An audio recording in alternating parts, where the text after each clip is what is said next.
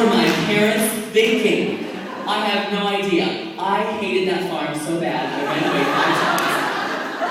I did. I mean, what? Me on a farm? Can you picture it?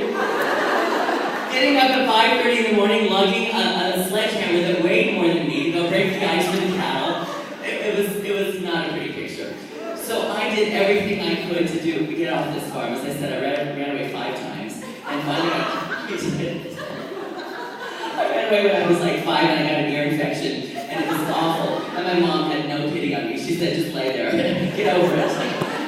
It built strength, let me tell you. It built me a lot of strength, a lot of character. And I thank my parents for giving me that strength and character. So this is kind of where I came from, except for these cows look better.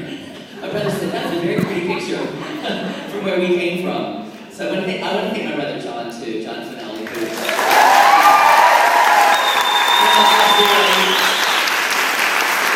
such an inspiration to me because he follows what I believe, and I think it all starts with education. I really do. I think if you don't have a great education, then it all kind of goes downhill from there, and I think it's a great place to start. And you guys are so lucky to have such a great school and staff that support you.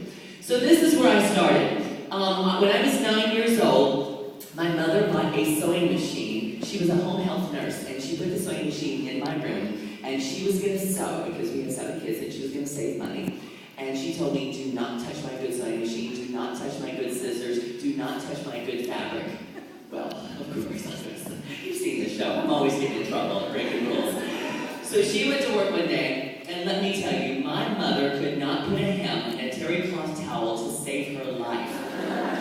So she went to work one day, and I got out her good fabric, and I laid it on the table, and we had a 10-foot long table, thank goodness. So it was perfect for laying down the fabric. And I laid out the pattern, and I cut it out, and I sewed it up, and I put it on a hanger and hung it in the door frame. And the pattern was by McCall's Marlo Thomas. And I know most of you young girls don't know who this is. Who doesn't know who this is? Marlo Thomas, raise your hand. Okay, yeah, so I'm dating myself here. Yes, I'm 46 years old. I'll be 47 in January. Yes, I'm dating myself. Marlo Thomas had a hit show called That Girl back in the 60s and 70s, I believe. And I had a mad crush on her. She was so pretty. She had this big flip, and she was just gorgeous. So that was the pattern that I chose. I sewed the dress, hung it up in the door frame. My mom came home from work, and she was like, where did this dress come from? And I said, I made it. And she put it on, and it fit like a glove, and she wore it to work the very next day. And well, that's how my career in fashion began. And then she